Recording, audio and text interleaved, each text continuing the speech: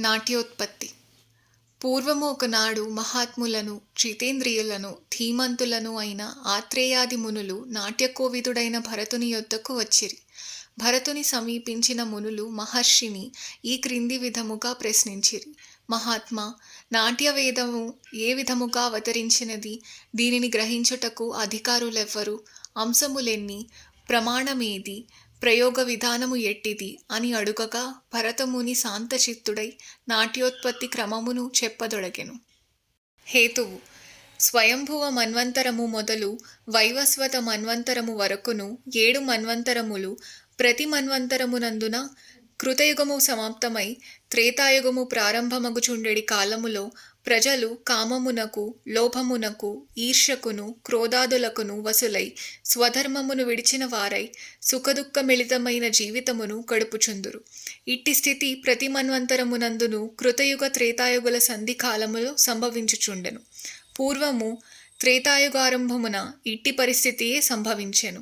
అప్పుడు జంబూద్వీపమున దేవతలు, రక్షోగణములు, మహోరగులు ఆక్రమించుకొనియుండగా లోకపాలురు ధర్మ ప్రతిష్టాపనాపరులై ప్రజలను స్వధర్మమును ఆచరింపచేయుటకు ప్రయత్నించుచుండిరి.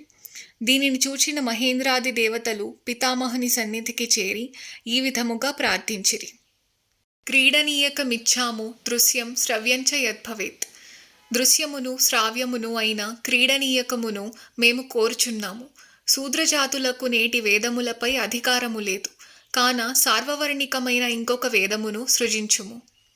నాట్యోత్పత్తి. దేవతల ప్రార్థనను అంగీకరించి బ్రహ్మ వారిని పంపివేశను.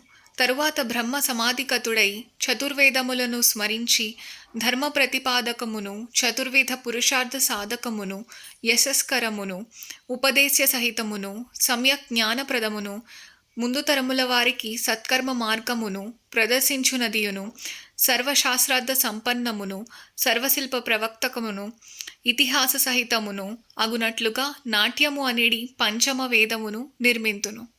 జగ్రాహ పాఠ్యం ఋగ్వేదాత్సామభ్యో గీతమేవ చ యజుర్వేదాదభినయాన్ రసానాధర్వణాదపి. ఋగ్వేదము నుండి పాఠ్యమును, సామవేదము నుండి గీతమును, యజుర్వేదము నుండి అభినయమును, అధర్వణ వేదము నుండి రసములను గ్రహించెను. నాట్యవేదమును బ్రహ్మ భరతమునికి ఇచ్చుట.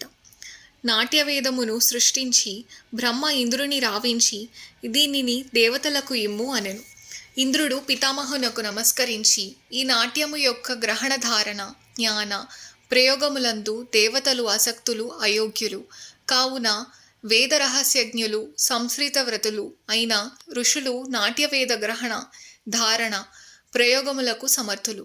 దీనిని వారికి ఇమ్ము అని ఇంద్రుడు పలికెను. అంతటా బ్రహ్మ నన్ను పిలిచి దీనికి ప్రయోక్తవు కమ్ము అని ఆజ్ఞాపించి నాకు నాట్యవేదమును బోధించెను.